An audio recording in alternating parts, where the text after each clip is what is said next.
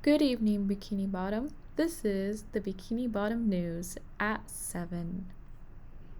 Today's topic will be the conservation era, what it was, how it happened, and the effects it still has on us today.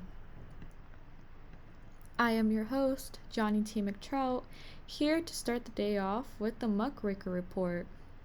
The Muckraker Report states methods of lumbering are very wasteful as only the good parts of the trees are used while the rest is destroyed.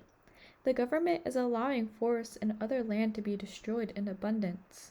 Visitors shot and killed animals and fish in large amounts. The remainders of the forest were set on fire, rendering the land useless.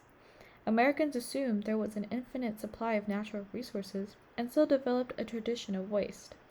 Conservation movement was backlash to big corporate companies being very unethical in everything they did.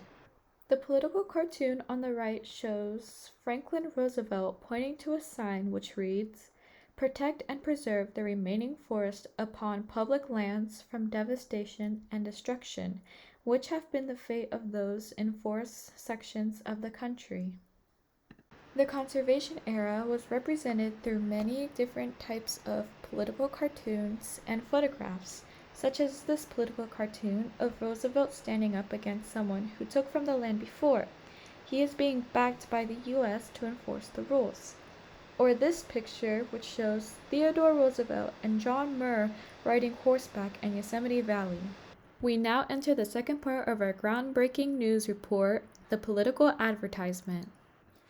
During the political advertisement, an effort to protect the land for the next generation was made. Naturalists, politicians, authors, and artists advocated for the protection of America's forests and voiced their opinions in essays, lectures, and books. George Catlin advocated for the idea of national parks to protect national wonders. There was a grand amount of forests that were being sold for very little, when in actuality they were worth thousands per tree.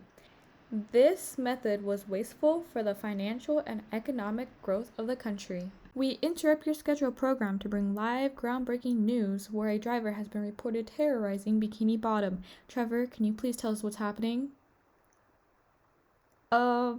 Anyways, back to our scheduled program. The Sierra Club is an environmental organization founded in 1892. The club's goal is to get more people to explore and enjoy America's wilderness. John Muir was an influential naturalist and author who wrote many books defending the protection of the forests, such as the Yosemite and the mountains of California. And with the help and support of former President Theodore Roosevelt, the Roosevelt Act came into being. This act created 18 monuments and turned them into national parks. This brings us to our third and final entry in today's story, the modern documentary. Many of the enacted order helped to preserve the forests and other national wonders. During the presidency of Theodore Roosevelt, the administration enacted many notable laws. The New Lands Act of 1902 caused investigations to follow the proceeds of sales of federal lands in the West. The Inland Waterways Commission is created to study rivers, soil, forests, etc. The National Conservation Commission of 1909 drew up long-term plans for preserving national resources. Some parks helped prevent the extinction of some species. In the long run, the conservation movement helped to reduce forest fires, prevent overhunting of wildlife, and an uncontrolled reduction of trees. Federal forest reserves help preserve large amounts of trees.